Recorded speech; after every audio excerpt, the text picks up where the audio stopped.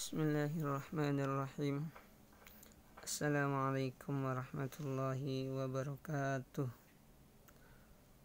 Alhamdulillahi rabbil alamin. Allahumma shalli ala sayyidina Muhammad wa ala ali sayyidina Muhammad. Amma ba'd. Selamat pagi semuanya. Alhamdulillah, pada pagi hari ini kita bisa belajar kembali pelajaran IPA ya. Silahkan buka buku tematik 4 tema 5. Buku tematik 4 tema 5 ya.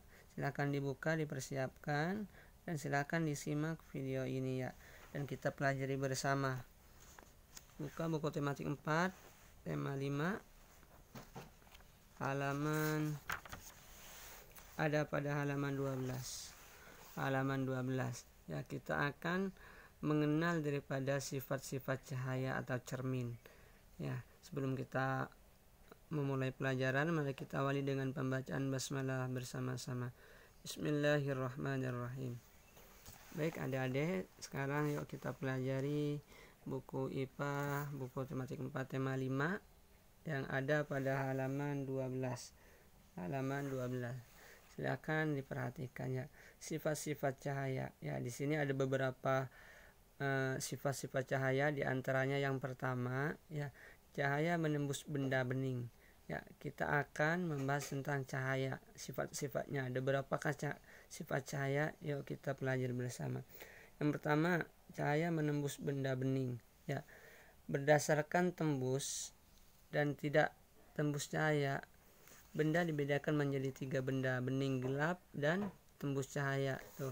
Jadi yang disebut benda bening itu ya, di sini cahaya itu ada beberapa dibedakan menjadi 3 benda. Yang pertama ya, sifatnya itu disebut benda bening. Apa sih benda bening? Benda bening adalah benda ya yang mana dapat ditembus oleh cahaya. Seperti apa benda bening? Ya, yang transparan seperti benda bening yaitu kaca. Itu kan biasa melihat tuh kaca mata atau kaca apa, biasa dapat ditembus ya kan. Itu disebut benda bening. Atau air biasanya kalau jernih bisa dilihat ya. Itu lihat dari cahaya tembus benda bening itu diantaranya ya, seperti contoh air, kaca. Ada disebut juga benda gelap. Apa sih benda gelap? Benda gelap adalah benda yang sama sekali tidak dapat ditembus oleh cahaya. Contoh seperti apa benda gelap itu ya? Seperti ya pohon, kayu ya, buku, tembok. Itu air keruh, itu salah satu benda gelap ya, bukan benda bening ya. Ini yang harus kita pahami. Yang ketiga, ada benda yang tembus cahaya. Apa itu benda tembus cahaya? Benda yang dapat meneruskan sebagian cahaya yang mengenai. Contoh benda tembus cahaya yaitu kain gorden, kertas tuh. Biasa akan coba adik-adik perhatikan dan praktekkan. Kalau kita bisa melihat, ambil kertas ya, kita ada sinar, pasti di situ ada tembusan, masih ada tembusan cahaya, tapi tidak menyeluruh. Inilah yang disebut benda yang tembus cahaya, cuma tidak semuanya hanya bisa meneruskan. Beda dengan benda bening yang tadi di atas yang A ya. Itu kita benda-benda. Terus sifat yang kedua, kita akan mempelajari sifat yang kedua di sini adalah cahaya dapat dibiaskan. Maksudnya apa dapat dibiaskan? Ya, pembiasan cahaya adalah ya, di sini pembelokan berkas cahaya atau benda jika berkas cahaya melewati 2 medium tembus cahaya yang berbeda kerapatan percobaan. Maksudnya di sini ya, disebut cahaya dapat dibiaskan ya, dapat membelokkan berkas atau benda tersebut seperti contoh di samping ini ya. Sediakan sebuah gelas yang contoh ya. Pembiasan cahaya dapat memanfaatkan manusia dalam pembuatan berbagai alat optik ya. Kenapa seperti ini disebut cahaya dapat dibiaskan ya? Karena tadi kan disebut cahaya itu salah satunya ya, dapat membiaskan. Kalau ada air itu kan, air itu pantulan sehingga ada cahaya ya di sini. Kalau misalnya contoh pulpen itu dimasukkan kan ada tuh perbedaan pembiasan berbagai alat. Apabila cahaya merambat dari zat yang kurang rapat ke zat yang lebih rapat, cahaya akan dibiaskan mendekati garis normal. Misalnya cahaya merambat dari udara ke air Tuh, kita lihat dari udara, berarti benda itu. Ya, sebaliknya apabila cahaya merambat dari zat yang lebih rapat ke zat yang kurang rapat, cahaya akan dibiaskan menjauhi garis normal. Misalnya cahaya merambat dari air ke udara. Di antara air, lihat, kalau di dalam air dengan pulpen yang belum setengahnya ada di dalam air, setengahnya tidak. Lurus enggak pulpennya? Tidak, ya. Jadi cahaya dapat dibiaskan. Jadi dapat dua. Dan yang ketiga, di sini cahaya merambat lurus. Sini, cahaya matahari dapat melalui celah pada ruangan sehingga tampak jelas berkas. Cahaya memancar berbentuk garis lurus. Ya, maksud dari cahaya merambat lurus ini, kalau misalkan kita tetap yang namanya cahaya, kalau misalkan di rumah ada bolongan di atap, ya kan, tapi dia akan melurus walaupun yang penting ada titiknya, maka dia akan tetap tidak akan pecah mengikuti dengan lubang tersebut. Maka cahaya merambat lurus, jadi mengikuti daripada lubang atau sumbernya. Ini salah satu percobaan biasa, silahkan bisa dipraktekkan ya. Terus mengapa dapat terjadi demikian? Perhatikan pada gambar tersebut dapat istilah sebagai berikut. Sinar datang adalah sinar yang menuju bidang batas. Ya. Jadi disebut bidang batas itu hanya titik seperti contoh ini. Biasa kita coba ambil ya beberapa kertas bolongan, di situ kita lihat pasti ke depannya itu atau kayu atau lubang. Pasti kalau kita pakai senter akan satu titik aja yang dia menyeluruh sinarnya ya mengikuti lubang tersebut. Maka disebut cahaya merambat lurus. Ya. Ini beberapa yang disebut dengan sifat-sifat cahaya. Di sini dapat gambar ya. Nah, di sini selanjutnya yang keempat, ya, adik-adik silahkan sambil membaca ya. Di sini ada yang keempat, cahaya dapat dipantulkan. Pemantulan atau pencerminan adalah proses terpancarnya kembali cahaya dapat ke permukaan benda yang terkena cahaya. Cahaya dapat dipantulkan melalui benda yang datar, misalnya cermin datar. Percobaan. Silakan adik-adik untuk bisa berdiri. Maksudnya apa? Cahaya dapat dipantulkan. Jadi kalau misalnya ada cermin, ya kita berkaca biasanya ada kita di cerminnya. Kenapa bisa ada? Karena ada pantulan cahaya. Kalau tidak ada pantulan cahaya, coba perhatikan kembali. Matikan lampu, ya, matikan, nggak ada, tutup pintunya, di situ nggak ada sinar. Kalau gelap biasanya kan, apakah kelihatan kita di kaca tersebut? Tentu tidak. Makanya disebut cahaya dapat dipantulkan. Jadi yang memantulkan itu cahaya, bukan cerminnya.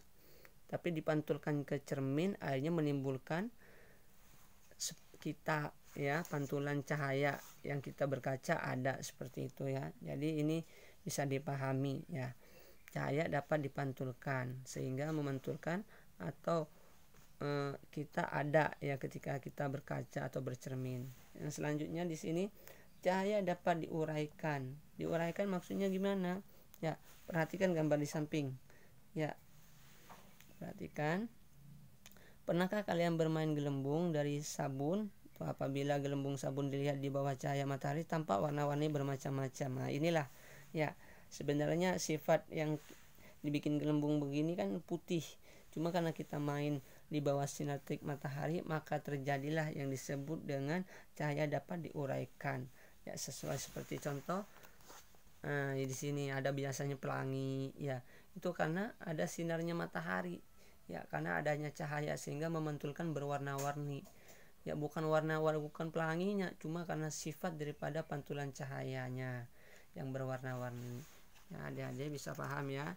Kita hari ini akan mengenal daripada bentuk-bentuk cahaya. Silakan selanjutnya buka halaman 66. Ya, 66. Di sini ada membaca tentang sifat-sifat cermin. Berarti masih bersambung ya, masih bersambung dengan yang tadi cahaya dan cermin di sini. Ya. Apa sih cermin itu? Ya. Sini kita sebelum mengetahui cermin itu, kita mengetahui sifat-sifat cermin. Di antaranya sudut datang sama dengan sudut pantul.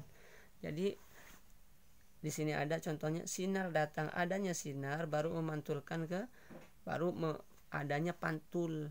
Ya, sudut datang yang pertama lihat di situ kita melihat sifat-sifat cermin. Sudut datang sama dengan sudut pantul. Sinar datang ke garis normal dan sinar pantul terletak pada sebuah bidang datar. Apa maksudnya di sini? Misalkan nih sebut sifatnya, ya sifat cermin. Adanya cahaya, adanya orang ketika kita berkaca itu, kita ada di kaca itu karena adanya sifat-sifat daripada pantulan cahaya atau sinar. Sinarnya ada, habis itu memantulkan ke cermin yang lurus, bukan cekung, tapi yang lurus. Ya seperti contoh di sini nih, ada tuh lurus. Barulah ada sinaran pantul sehingga terjadi ketika kita berkaca ada kita. Ini daripada sifat cermin, ya. Dan di sini berdasarkan bentuknya, cermin itu dibedakan menjadi cermin datar dan cermin lengkung. Ya, cermin lengkung dibedakan juga menjadi cermin cekung dan cermin cembung. Contoh di sini cermin datar, ya seperti ini. Ada cermin cekung, ya, dan ada cermin cembung. Kita pelajari. Cermin datar adalah cermin yang berbagian pantulnya datar. Contohnya, ya, adalah cermin rias seperti yang biasa kita pakai seperti itu. Ya, di situ ada cermin cekung, cermin bisa dibaca cermin cembung, ada cermin yang bagiannya seperti itu, ya. Kita sudah mempelajari di sini, coba perhatikan, ya, melakukan percobaan terhadap cermin. Ya, di sini coba perhatikan. Yang pertama, cermin datar. Ya, kalau cermin datar seperti ini, kita kelihatannya datar tapi dekat, ya, tapi besar seperti itu. Kalau cermin cekung, ya kita akan lebih menjauh. Coba perhatikan kalau ke sendok seperti itu, ya. Coba ambil sendok, biasanya kan ada kitanya bisa berkaca kalau di sendok, ya. Dan sebaliknya, kita balik pasti lebih akan cembung. Kalau kita lihat bisa dipraktekkan, ya adik-adik, ya. Semuanya untuk bisa dipraktekkan masalah cermin. Diskusi tentang cermin, ya, kita diskusikan bersama-sama dan kita pelajari. Terus silahkan adik-adik buka pada halaman 122, ya. Sini juga bisa dipraktekkan bahan alat yang melakukan percobaan cermin, ya, bahan dan alatnya udah silahkan dipersiapkan masing-masing, dan adik-adik akan bisa melihat cermin datar, cermin cekung, dan cermin cembung. Lihatlah seperti ini, ya, semuanya. Ini adalah kita pelajari pada pagi ini. IPA ini mempelajari dengan cermin dan cahaya, sinar pantul cahaya, ya. Semoga apa yang dipelajari adik-adik untuk bisa bermanfaat baik dunia dan akhirat, dan adik-adik untuk bisa sambil mengulang-ulang pembelajaran yang ada, ya, karena insyaallah minggu depan kita akan melakukan PH 4. Mungkin cukup sekian, ya, sambil dirangkum, maksudnya dipelajari, baca kembali, diulang-ulang walaupun waktunya tidak mendukung, ya. Semoga bermanfaat, kurang lebihnya mohon maaf. Assalamualaikum warahmatullahi wabarakatuh.